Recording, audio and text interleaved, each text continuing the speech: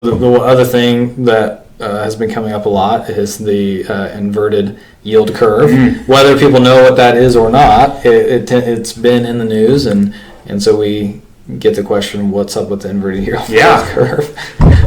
Does that mean we should do something? And so for just a quick primer for everybody, traditionally that's measured by the 10-year yield minus the 2-year yield. Right, so you should earn more for owning a bond that matures further out. There's more risk, so typically they would have to incentivize you to own that bond by paying you more. Right. Well, when people are anticipating a slowing economy or things going south, we sometimes, and pretty rarely, we can get into a situation where a 2-year bond will pay more than a 10-year bond. Right, so that's an inverted yield curve. You'd expect it to be sloping upwards to the right, and now it's sloping downwards to the right. It tends to be correlated with a recession. It's probably the best recession indicator we have.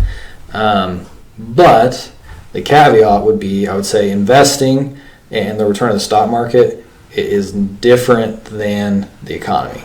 The stock market's always anticipating, it's always looking forward, and as we preach and talk about, it's very hard to predict how it will react. So one, the inverted yield curve is not perfect. It has inverted before and we haven't gone to a recession.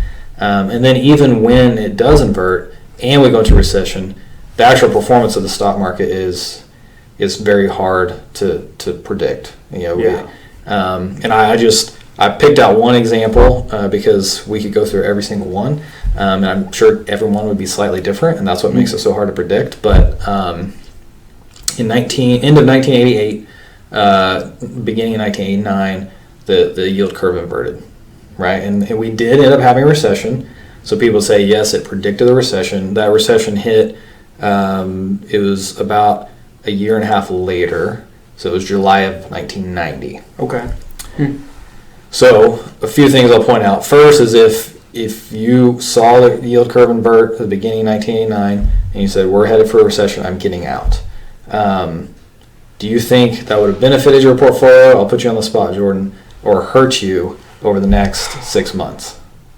I want to say it would benefit because I feel like that's the direction we're leading, but I know that the right thing is always to stay the course. Right. So if you were to have gotten out when the yield curve inverted in 1989, so between January of 1989 to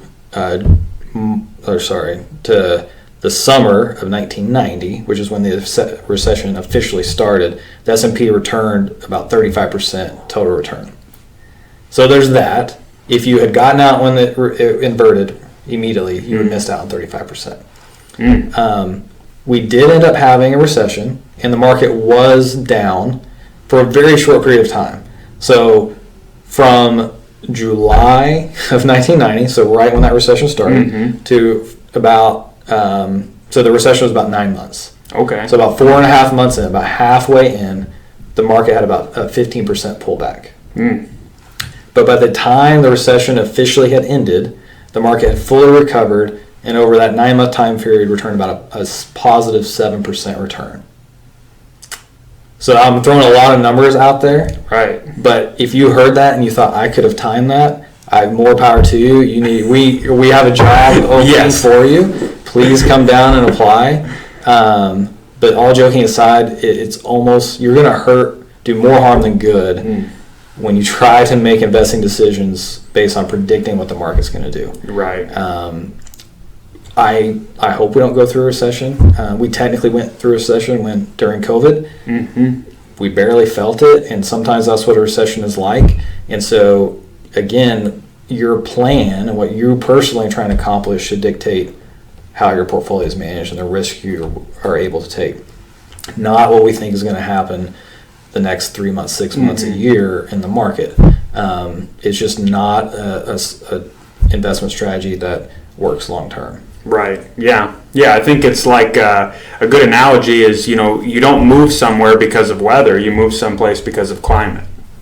Right. The weather's going to change every day, but you move someplace because you're looking for a particular climate. And I think that's how we should all think of our portfolio management, is setting up the right climate to be able to withstand the daily weather changes, which is what we're seeing right now. Is, there's volatility, there's weather that we didn't want, but if we're in the right climate, we should be able to get through it and be better off on the other side. Right. You would, being someone from Chicago area, you have that, maybe you have a nice warm day, maybe in the spring, and you go out and buy a convertible, probably not the best car for Chicago most of the year. Very true. Very true. So you have to make decisions based on what do we know what's going to happen over the long term, not on that one nice day. Right. Yeah, exactly. Yeah.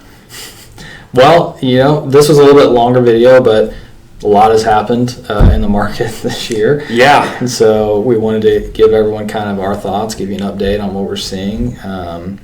But, at the end of the day, we're managing portfolios based on what we know about the markets over a long period of time, and that won't change based on what's happening on any given day. But at the same time, we are aware of what's going on, and we're always evaluating and looking at how can we make portfolios better to serve the needs of the clients and what they're trying to accomplish. So yeah, I think we're very happy to have you all join us, and we want you to reach out to us with any questions you have, and we're here for you.